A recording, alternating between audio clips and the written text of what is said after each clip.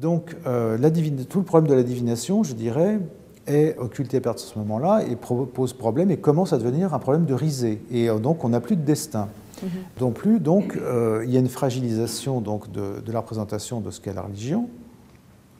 Vous allez arriver à ce moment-là à qui est-ce qui peut avoir également une décision par rapport au phénomène. Et alors vous apercevez qu'il y a un nouveau corps qui, dans la société, va devenir un peu canal et un peu l'expression des choses qui peuvent se passer, ce sont les bourgeois. Oui.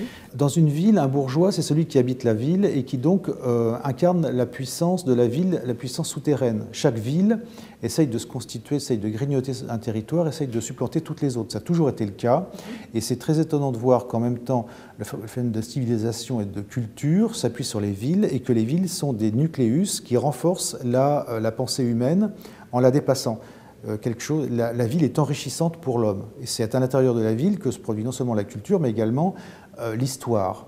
En fait, ce n'est pas une histoire des villes, ce n'est pas une histoire des armées ou des rois, c'est les histoires des villes on voit très bien dans l'Antiquité avec les cités-États, mais globalement, après, les empires, chaque empire a en fait une capitale. Et c'est là-dessus que réside la question de savoir quel est le rôle exact du bourgeois, qui est le personnage qui ne se rend pas compte, qui est agi par des forces à l'intérieur de la ville et qui va essayer de pousser sa ville, de porter sa ville pour la faire triompher. Dans la cité-État antique, le rôle de la religion était en fait, même si vous n'y croyez pas, était de sacrifier aux dieux de la cité. Et au Moyen-Âge, chaque ville avait son diapason, ses instruments de musique, son échelle donc musicale, mais aussi ses poids et mesures, tout un système de dénomination de l'univers qui était l'interprétation de la réalité par la ville. Et donc là, avec ce XVIIIe siècle et l'émergence de cette bourgeoisie, qu'est-ce qui est en régression par rapport à tout ce qui est sacré et qu'est-ce qui se dévoile?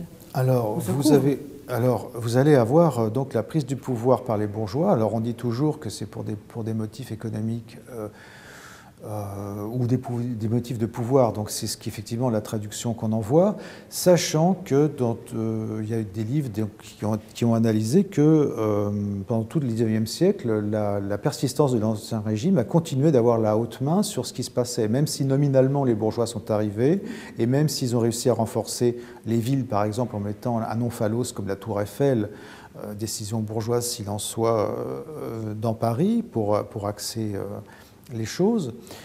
Donc ça, c'est la bourgeoisie qui décide de se créer un omphalos. Omphalos, je rappelle que c'est un... Oui, parce que vous avez un zodiaque qui tourne. Chaque ville est un cercle, donc vous avez... Mais ça, c'est... Enfin, il faudrait... Alors, omphalos, c'est le centre sacré. C'est un centre sacré, tout à fait. Et tout s'organisme par rapport à ça. Tout à fait, c'est ça. Vous avez...